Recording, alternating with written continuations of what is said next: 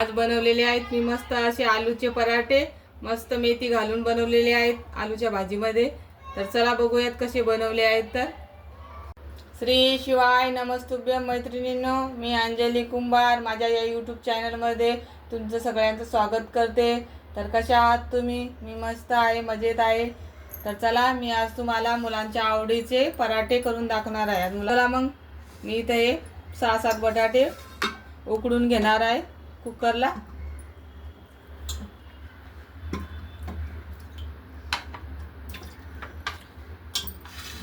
स्वच्छ धुवून घेतलेत मी हे बटाटे। आता आपण या बटाट्याचे कुकरला 3 ते 4 शिट्ट्या करून घेऊ। 3 किंवा 4 शिट्ट्या घेणार आहे मी याच्या। तर आपले कुकरच्या शिट्ट्या होतात तोपर्यंत आपण पीठ मळून घेऊ। तर मी इथं गव्हाचं पीठ घेतलेलं आहे,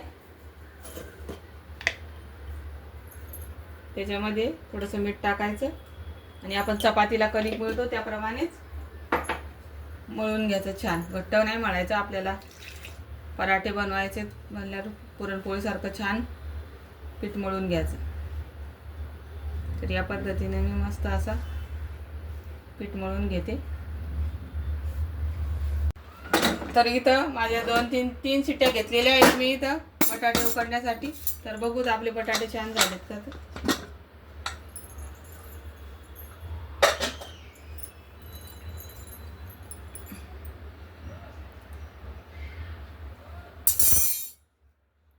मऊ झालेले आहेत मस्त। आता मी एका चाळणीमध्ये काढून याच्यातलं पाणी सगळं निचळून घेते।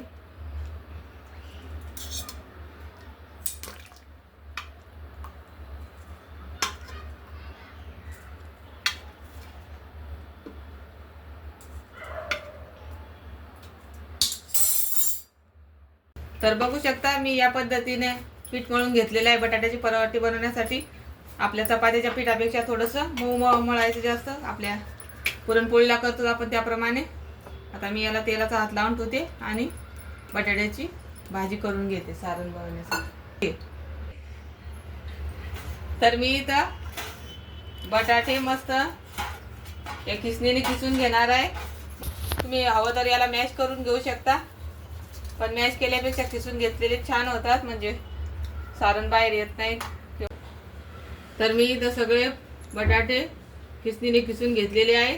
आता मी याच्यासाठी सारण बनवून घेण्यासाठी याला फोडणी घालणार आहे। तर मी इथं घेतलेल्या आहेत 2-3 हिरव्या मिरच्या, 8-9 लसणाच्या पाकळ्या आणि याच्यामध्ये थोडे धने,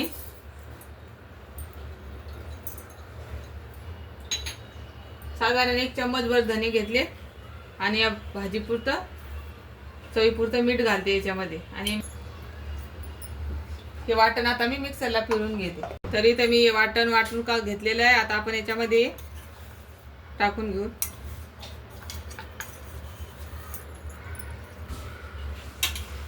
भरपूर अशी कोथिंबीर घालायची, हळद, हिरवी मिरची घातलेली आहे म्हणून लाल तिखट थोडंच घालते 1 चम्मचभर। तरी ते मी हे जिरेपूड टाकते, धनेपूड आणि मिश्रण छान मिक्स करून याला राई, जिरे, कढीपत्ता टाकून फोडणी देते। तर बघू शकता मी सगळं मिक्स करून घेतलेलं आहे। आता मी याला थोडी फोडणी घालून घेणार आहे। तर आता हे छान मिक्स करून घेतलंय मी। आता आपण याला फोडणी घालून घेऊ। तर मी इथं गॅसवर कढई ठेवलेली आहे आणि याच्यामध्ये 1-1.5 उबळी तेल टाकून घेतलेलं आहे।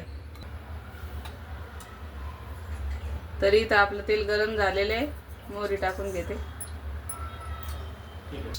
मोहरी छान तडतडली, आता याच्यामध्ये जिरे घालते,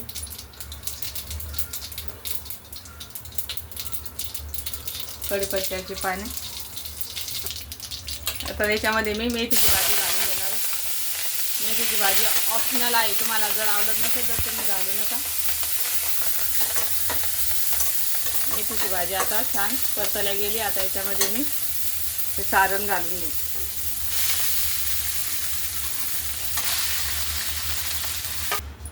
तर बघू शकता आपलं सारण छान तयार झालेलं आहे.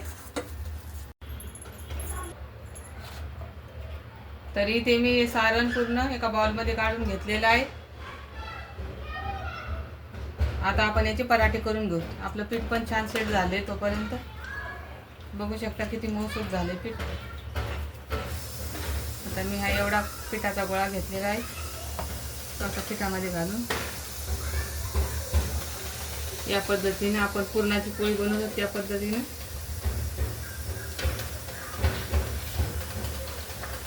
आता याच्यामध्ये मी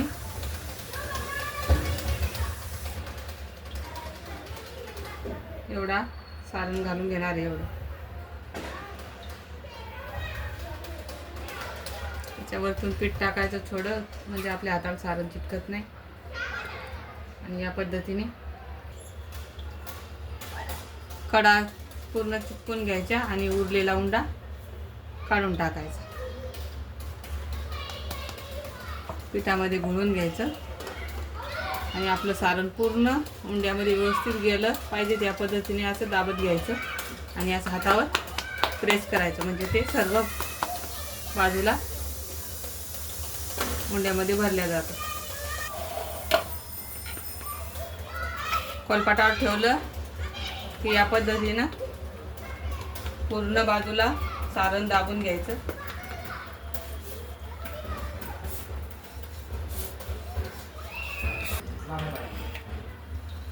तर बघू शकता इथं माझा पराठा लाटून झालेला आहे. अगदी काठापर्यंत आपलं सारण गेलेलं आहे.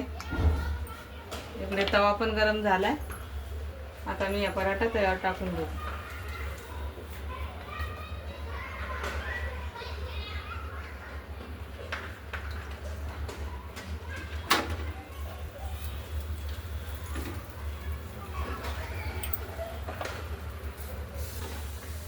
तो पराठा भाजेपर्यंत मी दुसरा एक तुम्हाला पराठा करून दाखवते.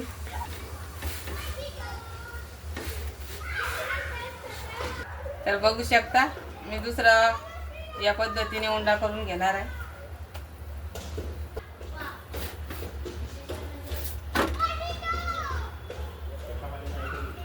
अगदी त्याच पद्धतीने मी खूप मोठा गोळा घेऊन त्याच्यामध्ये घालून छानपैकी उंडा बनवून घेते. तर बघू शकता आपला पराठा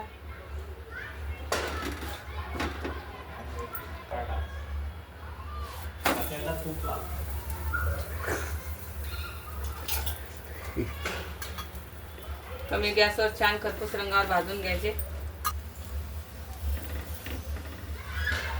तुम्ही बघू शकता किती मस्त झालेला आहे पराठा. सारण भरल्या गेलेलं आहे आणि खरपूस रंगावर छान भाजलेला आहे. तर बघू शकता पराठा छान भाजला गेलेला आहे दोन्ही साईडनं पण.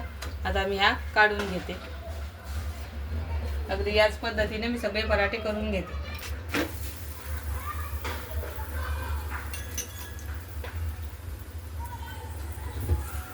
तर बघू शकता मस्त सर्व पराठे टमाटम फुगायला लागलेले.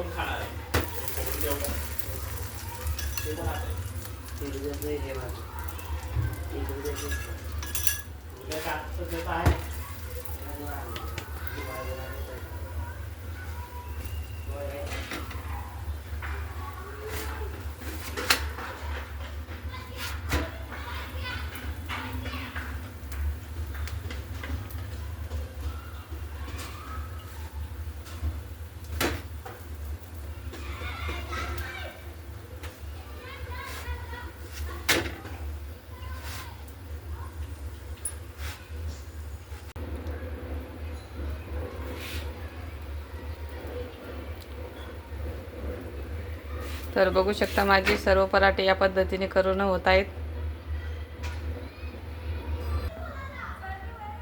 तर बघू शकता इथं माझे सर्व पराठे करून झालेले आहेत. आता मी हे सर्व करते. तर बघू शकता अगदी काठापर्यंत गुबगुबीत सारण भरलेला पराठा आहे हा. तर मी आता तुम्ही हे पराठे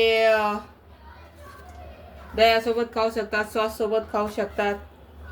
अगदी मऊसूत होता ते पराठे. बघा किती छोटी घडी होती, एकदम मऊसूत.